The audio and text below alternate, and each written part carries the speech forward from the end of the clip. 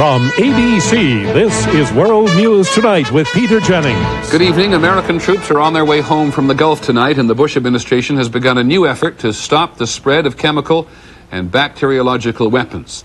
The first 700 members of the 24th Mechanized Infantry Division won't get to Fort Stewart, Georgia until quite late tonight, but there's not likely to be much complaining about the long journey from Saudi Arabia. It'll certainly make their families happy. Only 535,000 to go. As for those weapons of mass destruction, which in the final analysis Allied forces did not have to face, the Bush administration has set down new guidelines today trying to make it tougher for would-be weapons makers to get their hands on U.S. components. Here's our White House correspondent, Britt Hume. Today's action, a Commerce Department notice dressed up as a White House announcement, is a first step to make good one of the commitments the president made last night. We must act to control the proliferation of weapons of mass destruction and the missiles used to deliver them. Mr. Bush hopes to restrict export not only of actual chemical weapons, such as those Saddam Hussein used against insurgent Iraqi Kurds, but also the ingredients used to make them. One of the regulations will affect so-called dual-use products, machinery and ingredients with legitimate peaceful uses that can also be used in weapons plants. From now on, such products will require an export license. The regulations would also expand from 11 to 50 products. The official list of otherwise harmless chemicals the government believes could be used in the manufacture of chemical weapons. The list of off-limits destinations for such products is being expanded to include every place in the Middle East and Southwest Asia, plus a number of individual countries, including the Soviet Union, which the U.S. fears might want weapons of mass destruction. Arms control advocates say such regulation is necessary and cost-effective compared to what happened with Iraq. It's much cheaper to stop the stuff from going out than it is to blow it up after it gets there. Yes, say critics, but such regulations are likely to end up only hurting U.S. companies without doing any good. The fact of the matter is that unless we have international type of controls, they won't work. That is certainly so, and this is certainly only a first step. But the feeling here is that the president would be in no position to ask other nations to crack down on the chemical weapons trade if he had not at least begun the process here. Britt Hume, ABC News, the White House. In the wake of the war in the Gulf, another challenge the Bush administration wants to take up is the one of trying to make peace between Israel and its Arab neighbors. Secretary of State Jim Baker left for the Middle East today. According to one report, Syria would like him to tell Israel that Syria is ready to trade peace for territory, the territory that Israel took from Syria in 1967. Here's ABC's Dean Reynolds. It's not hard to see who won the wars in the Golan Heights. Hollow Syrian buildings, their corridors unswept for a generation, as vacant as the Syrian army bunkers, as still as the tanks frozen in battle with their Israeli conquerors.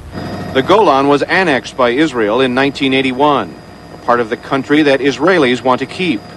40 miles long and 15 miles wide, the Golan on Israel's northern border is where the armies of Syria and Israel fought each other in the 1967 and 73 wars. From this high ground, the door to Israel is wide open. It's the minimum what Israel needs for the security. There are about 12,000 Israelis here now, and more Russian Jews are joining them every day. About 15,000 Druze Arabs, members of a Muslim sect, live here too. But unlike Palestinians, the Druze are not fighting Israeli authority. We will not leave our area. If Syria come or if we stay in Israel, we will not leave. Israelis who live and work here are repeatedly assured by Prime Minister Shamir that they will never have to leave. But the settlers are worried about hints from others that the so-called New World Order may make the Golan Heights negotiable. We will demand the Golan, and I'm sure Syria will do the same. But the important point is that we sit around the table and negotiate. Israel's leaders know that in an age of long-range missiles, their traditional argument that the Golan is a defensive buffer against a Syrian armored invasion sounds a bit outdated. That's what the Israelis expect to hear from the United States. Plus, a message that if there is ever to be peace with Syria, the Golan may have to go. Dean Reynolds, ABC News in the Golan Heights. In southern Iraq today, freedom for hundreds of Kuwaitis. They had been kidnapped when the Iraqi army was routed last week. Today, the Iraqis released them, and as they headed south in a caravan of buses and trucks, they were chanting, USA, USA. Water was restored to parts of Kuwait City today. Some electricity may be back tomorrow. Needed relief in a city where some of the less well-off have trouble getting by. ABC's Jim Wooten is there. These are the faces of a hungry city. The faces that welcomed a few Marines today who brought them some food and water. A small moment of kindness in a long season of war. We'll give them 1 cup of sugar per family, and then we'll give them like 3 cups of flour, 4 cups of flour per family, and we have some split pea, so we'll give them that. The rations came from an abandoned Iraqi supply point. Vegetable butter and rice from Baghdad, and red lentils and coffee. How's everybody doing today? Good? It was precious treasure for a poor neighborhood of Indians, Pakistanis, Sudanese, Bangladeshis, and even some Iraqis. Foreign laborers imported by Kuwait to do the country's hardest work. The Crown Prince announced today that food is now in 95% of the supermarkets. What he did not say was that most of those markets are closed with the food still inside and no apparent effort to distribute it. A few long bread lines are just about the only means of distribution. Thank you. You're welcome. The Marines weren't under any orders today. They just found the food and decided to put it to some good use rather than letting it spoil. The war's over, the fighting's over, and now all the people who have been hurt by the war need some food or whatever. It's what we can do to help. Give the whole bag. That's the last one. It wasn't much, but for people with almost nothing, it was something. Jim Wooten, ABC News, Kuwait City. Still ahead tonight, the next move against the Los Angeles police officers who beat a man. One of America's premier military schools. What place for women? And what place for a baseball Hall of Famer who wants to get back in the game? This is World News Tonight with Peter Jennings, brought to you by DuPont.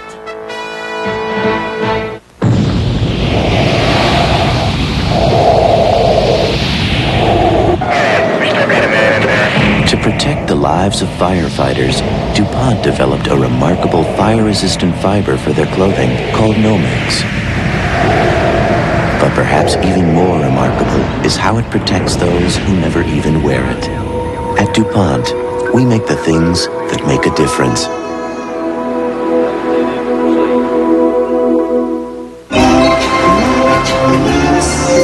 Know what minivans are first in owner loyalty? Dodge Caravan, Plymouth Voyager. The first minivans are still first. Did you know that carpooling can help stop America's growing dependence on foreign oil? In fact, it can save millions of gallons of gasoline a day. Let's put our energy into saving it. Now the story that might never have surfaced if someone hadn't picked up his home video camera. We've all seen the pictures of Los Angeles police officers beating a man they had just pulled over. The city's police chief said today he will support criminal charges against some of the men. Here's ABC's Gary Shepard. The 3 police officers facing felony criminal charges were among a group of 15 who stopped a 25-year-old black man last Saturday night, then beat him, kicked him, and clubbed him, unaware that an amateur photographer was recording the incident on videotape. Los Angeles Police Chief Daryl Gates looked at the tape and said he thinks assault with a deadly weapon will be one of the charges. In our review, we find that the officers struck him with batons between 53 and 56 times. One officer rendered 6 kicks and one officer 1 kick. Civil rights organizations say the Los Angeles Police Department has a history of brutality and misconduct that goes back a quarter of a century, including one incident that sparked the Watts riots. So far this year, there have been more than 125 complaints of police misconduct filed with watchdog organizations. We no longer want to have to wake up each morning not knowing what fear to expect next. Today, we are not sure that the police is there to protect us. But Chief Gates today called the LAPD a model department and said he has no plans to resign. Gary Shepard, ABC News, Los Angeles. There is a big fight going on tonight between the state of California and Washington. At the heart of it, and it may eventually have an impact on many other states, is whether federal regulations for running a nursing home automatically take precedence over the state regulations. The federal government says absolutely. California says no. Here's ABC's Ken Kashiwahara. In nursing homes across the country, the federal standards were designed to improve the quality of patient care. They restrict the use of medication to control patients and the use of physical restraints. California's governor has sued the federal government, refusing to comply with the law. At stake, $1 billion in federal Medicaid money, which Washington is threatening to cut off. More than 100 federal inspectors have descended on California nursing homes looking for violations. We file a lawsuit, and their response is to send an army of inspectors to California. I mean, I think that's clear intimidation. California claims complying with federal standards will cost the state at least $250 million a year for what it calls paperwork and bureaucratic purposes that provide little improvement in actual patient care. The state says its standards are adequate. But in a lawsuit filed by California nursing home patients, a federal judge ruled that because patients are suffering, the state must comply with federal standards. The state has yet to respond. California's failure to implement the federal nursing home reform law means that nursing home residents in the state will continue to be physically and chemically restrained. California nursing home reform advocates believe their governor's actions are hurting patients. I think it's outrageous. It's shameful for California. While California and the federal government may go to court arguing over states' rights, patients could be caught in the middle, facing a cutoff of the very funds they need to receive nursing home care. Ken Kashiwahara, ABC News, San Francisco. There is another very public case of a doctor helping someone commit suicide. It is quite different from the one involving that Michigan doctor who'd hooked up a woman he hardly knew to a machine, which allowed her to push a button and release a fatal dose of poison. This is a case in Rochester, New York, which is more common and much more personal. Here's our medical editor, Dr. Tim Johnson. Dr. Timothy Quill prescribed sleeping pills for a 45-year-old woman named Diane. She had decided against treatment for acute leukemia because of limited chances for a cure. Dr. Quill also told her how many pills she should take to kill herself. She convinced me that she had explored all the other options. She was very clear that it was she who had the cancer, not me. It was she who was dying, and that she wanted to stay in control. Dr. Quill made the decision only after months of consultation with the patient, her family, and medical colleagues. What is drawing attention is his account published in the prestigious New England Journal of Medicine. The doctor's job is to care for his or her patient. And sometimes care means helping them to achieve a dignified, quick, and painless death. And that's what Dr. Quill did for Diane. But Dr. Nancy Dickey, a trustee of the American Medical Association, sees danger in what Dr. Quill did. We do come down to a final scenario that we would not want to see physicians enacting across the country, which is having patients call and request a suicidal dose of medication. Like 26 other states, New York does have a law against assisting in suicide, and Dr. Quill will be investigated by the Monroe County District Attorney. If trying to relieve the suffering of somebody who's dying is illegal, then our legal system has some problems. What Dr. Quill did is not an isolated case. What is unusual is going public. More evidence that some doctors are willing to consider assisted suicide and talk about it. Dr. Timothy Johnson, ABC News, New York. We'll have more news in just a moment.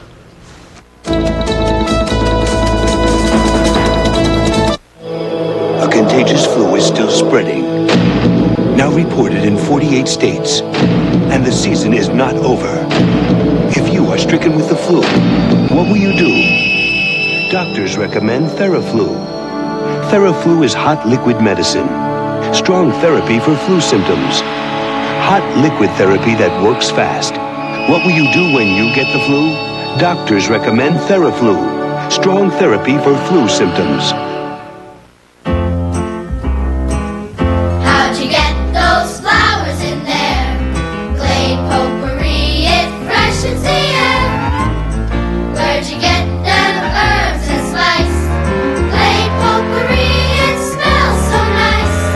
No one potpourris like Glade. And now there's new Glade Potpourri Pump. The freshness of potpourri now in a pump. Spray it, shake it, or pump it. No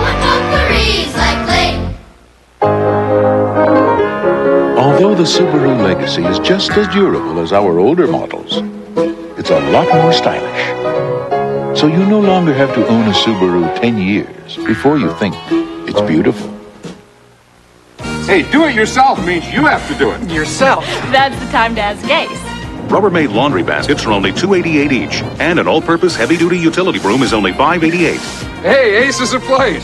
They need you guys.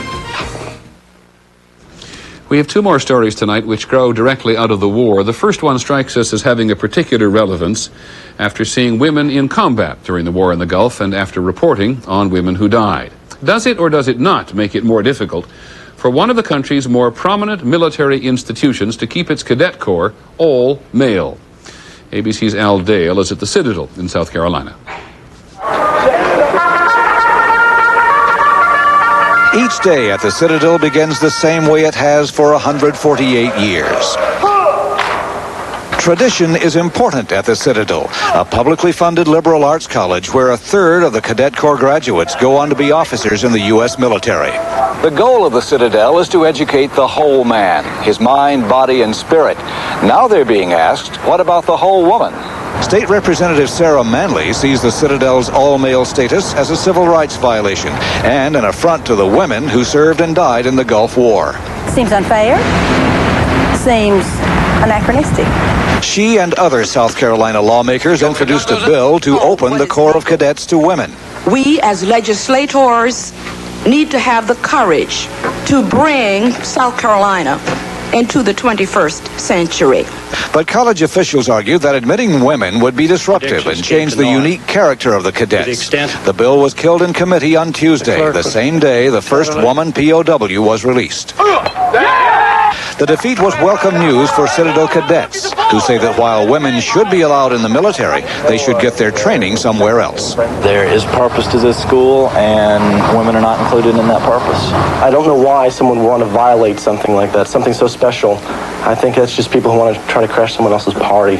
But the Citadel is still threatened. A federal court is expected to rule next month on whether the only other all-male military college in the nation, Virginia Military Institute, can continue to exclude women. If VMI loses, the Citadel could be the next all-male bastion to fall. Al Dale, ABC News, Charleston, South Carolina. Still on the subject of institutions under siege, in part because of the war effort, we were reminded today of Will Rogers' great remark, "I am not a member of any organized political party, I am a Democrat." If you were watching the president on Capitol Hill last night, watching the Democrats try to get warm in his spotlight, you may agree that Will Rogers would have loved the Democrats today. Here's ABC's Jeff Greenfield. Meet the most popular political figure in the Democratic Party right now, Clement Attlee. Yes, Clement Attlee. And Attlee becomes Prime Minister. The man who led Britain's Labour Party to an upset victory in 1945 over Winston Churchill, less than 3 months after the German surrender. For Democrats, facing the prospect of running next year against a president with 90% approval, the memory of what happened to Churchill is a comfort. When the celebrations of the World War II victory had subsided, he was voted out of office by citizens of Great Britain who said, well, we're ready to look at these problems here at home.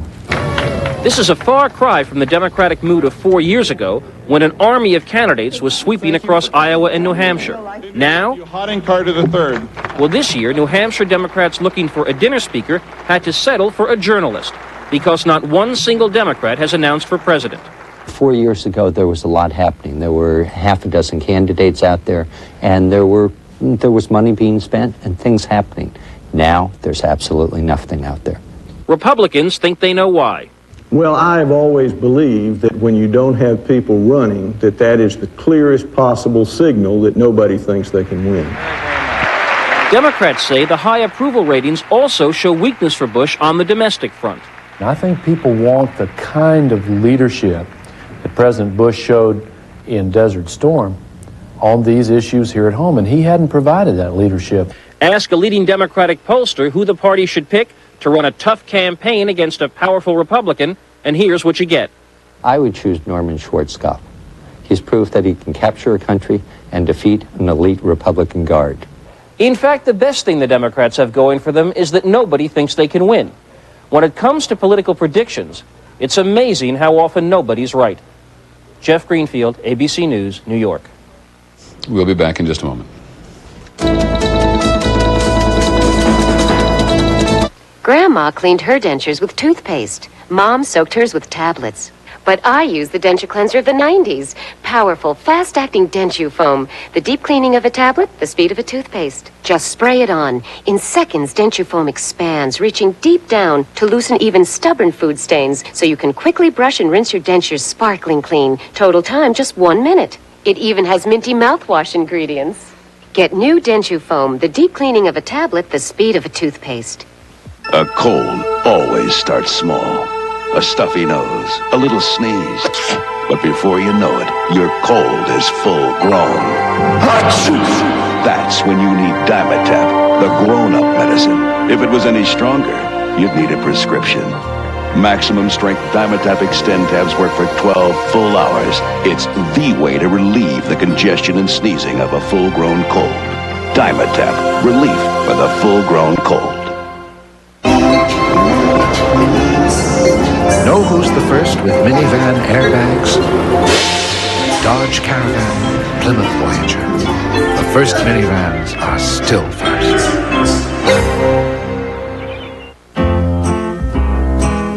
How'd you get those flowers in there? Glade potpourri, it freshens the air. Where'd you get them herbs and spice? Glade potpourri, it smells so nice. No one potpourris like Glade. And now there's new Glade Potpourri Pump. The freshness of potpourri now in a pump. Spray it, shake it, or pump it. No one potpourris like Glade. Announcing something you've never seen before in an inexpensive Macintosh. Color.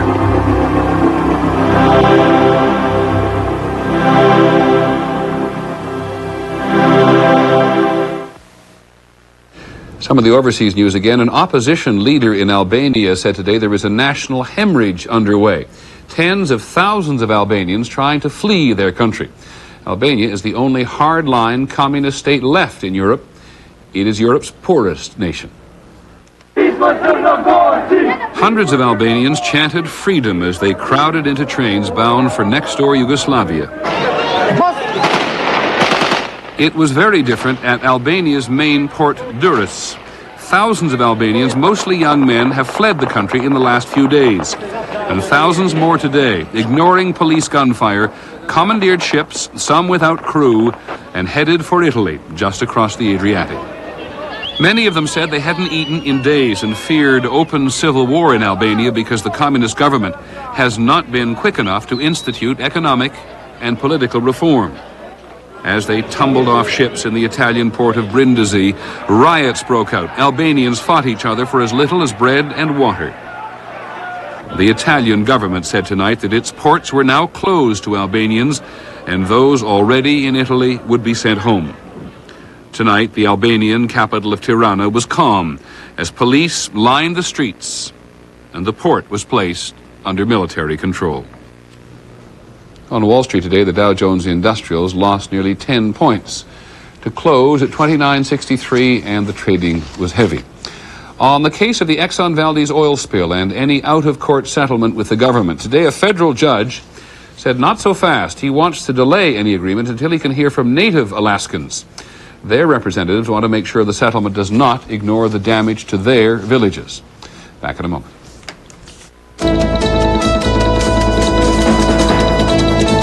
Over the next few months, I'll be analyzing the long-distance bills of small businesses all over America to show they're bigger than they should be. The point? To prove MCI Preferred, our ingenious new service for smaller businesses, can save you time, aggravation, and money. For some companies, savings of up to a month and a half of their long-distance charges. To find out more, call this number. As good as MCI Preferred is, it can't pick up the phone for you. That you still have to do for yourself.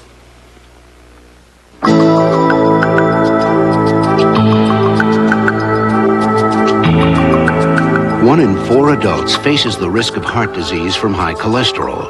A diet low in saturated fat and cholesterol with Fleischmann's Extra Light can help change those odds. Fact is, no leading spread is lower in saturated fat. Another fact, 0 cholesterol. And on top of everything, it tastes good. Fleischmann's Extra Light. Introducing a new idea in air freshening, Glade Country Pottery. Put out the pottery, put it here, put it there. Simple, handmade pieces of glazed pottery. Put it everywhere, put out the pottery. Put the fresh country air anywhere. The porous clay releases the light, fresh scent for 30 days. Just put out the pottery, put the fresh country air everywhere. Put out the pottery, new Glade Country Pottery. From second-class citizens to the backbone of war resistance, the women of Kuwait. We fought psychologically against them, physically against them. Prime time tonight. Finally here this evening, baseball. As you have surely heard from your local sportscaster already, spring training has begun. Another new crop of young men with stars and probably dollar signs in their eyes. And Jim Palmer is there. That's right, Jim Palmer, who is already in the Baseball Hall of Fame and who just couldn't stay away. Here's ABC's Dick Schaap. If you build it, he will come. He may come. Not shoeless Joe Jackson of the Field of Dreams, but pantless Jim Palmer, 45 years old, but still the star of underwear commercials. All quality, real value. 7 years after his last game, 2 years after he was elected to the Baseball Hall of Fame, Jim Palmer is trying to resume his baseball career. He is training with his old Baltimore team, competing against pitchers who weren't even born when he made his major league debut in 1965. Yesterday, Palmer pitched in an intra-squad game, facing batters for the first time in his comeback. He threw strikes, turned in one nifty fielding play, and allowed 2 runs in 2 innings. Why is he doing it? I've had a lot of people psychoanalyze me. I ought to get a Miata. I ought to get personalized license plates. I ought to learn to do the lambada, all these kind of things. And they're funny, but they don't know Jim Palmer. I enjoy playing baseball. The odds against him are enormous. Good luck to you, Jim. Thanks. But the fans who besieged him yesterday are all rooting for him. Look, I'm in my 70s. He's not old, you know. He's just a young boy that's going to make it to the team. The things he does out there on the mound, the mannerisms out there on the field and everything, it's almost like he's never been away. And that flashes back to 1966, the second game of the World Series, Sandy Koufax and Jim Palmer on the mound. But that was a quarter of a century ago.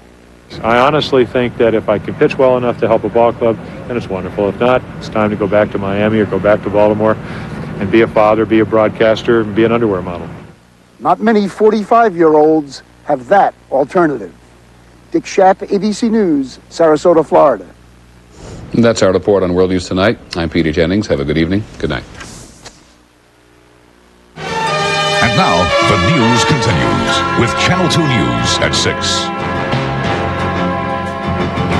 Good evening, everyone. I'm Ann Holt. Bob Mueller has this evening off. In our news tonight, it's official. The first wave of Fort Campbell soldiers is scheduled to touch down in Kentucky tomorrow night. 900 soldiers from 9 companies in the 101st Airborne are set to arrive Friday night and Saturday, according to Fort Campbell's commanding officer. Channel 2's Stuart Watson spoke with some of the anxious families and joins us live now from the gates of Fort Campbell. Stuart? And that 900 soldiers means that for every family that can expect their soldier home tomorrow and the following day, there'll be some 20 families, or as many as 20 families, who'll still be waiting after this weekend. Today, we spoke with one of the lucky ones.